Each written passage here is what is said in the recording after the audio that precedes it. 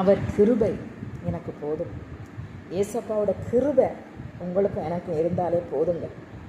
நம்ம இந்த போராட்டமான இந்த உலகத்தில், நெருக்கமான இந்த சூழ்நிலையில் நம்ம வாழணும்னா ஏசப்பாவோட கிருபை மட்டும்தான் நம்மளை பாதுகாக்க முடியும்.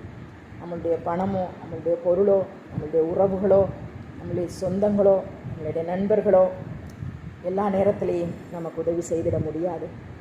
நம்மளை கைவிடுகிற ஒரு சூழ்நிலை வரலாம், வராமலும் போகலாம். ஆனால் எந்த நேரத்திலையும், எந்த சூழ்நிலையிலையும், எப்படிப்பட்ட நிலைமையிலே உங்களையும் என்னையும் கைவிடாத ஒருவர் இருக்கிறார். அவர்தான் இயேசு கிறிஸ்து. அவருடைய கிருபை பெரியது. அவருடைய கிருபை தான் உங்களையும் என்னையும் இந்த நிமிடம் வரையும் சுமந்து கொண்டிருக்கிறது. அவர் சிலுவையில் நமக்காக இரத்தம் சிந்தி உங்களுக்காக எனக்காகத்தான் அவர் யாவையும் செய்து முடித்தார். கர்த்தர் எனக்காக, என் பிள்ளைகளுக்காக யாவையும் செய்து முடித்தார் என்று சொல்லி தைரியமாக நம்ம சொல்ல வேண்டும். அல்லேலூயா.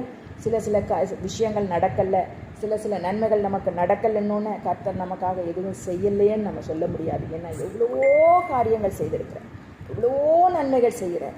199 காரியங்கள் நமக்கு நடந்து ஒரே ஒரு காரியம் நடக்கலைன்னா அதை மட்டுமே நம்ம சீர்தூக்கி பார்த்து அதை குறித்து நம்ம புலம்பி அதை குறித்து அழுது கண்ணீர் விட்டு கொண்டு இருக்கிறதுல எந்த நியாயமும் இல்லை. ஏசப்பா செய்த நன்மைகளை நினைத்து, அவர் கொடுத்த ஆசீர்வாதங்களை, அவர் செய்த அற்புதங்களை நினைத்து நம்ம நன்றி சொல்ல பழகி கொள்ள வேண்டும். நெருக்கங்கள், போராட்டங்கள், பிரச்சனைகள், பிரிவினைகள், சண்டைகள் எல்லாம் இந்த பூமியில் வந்து தான் போகும். யாரும் இதற்கு விதிவிலக்கு கிடையாது.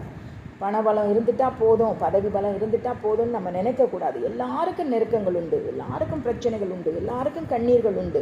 அதன் மத்தியில் தான் ஓடிட்டுருக்காங்க. அவரவரை போய் விசாரித்தா தான் தெரியும். நம்ம மேலோட்டமாக பார்த்துட்டு நம்ம ஒரு ஜட்ஜ்மெண்ட்டுக்கு வரவே முடியாது. அதனால் உங்களுக்குள்ள எவ்வளவு போராட்டம் இருந்தாலும் ஏசப்பாவோட கிருபை உங்களை தாங்கும், அது உங்களை சுமக்கும், அது உங்களை தப்புவிக்கும், அது உங்களை காப்பாற்றும் என்பதில் எந்த சந்தேகமும் கிடையாது. கவலைப்படாதீங்க. இருக்கிற நெருக்கத்தை பார்த்து பயப்படாதீங்க. சந்தோஷமாக இருங்க, தைரியமாக இருங்க. இருக்கிற எல்லா நெருக்கமும் மாறி போயிடும்.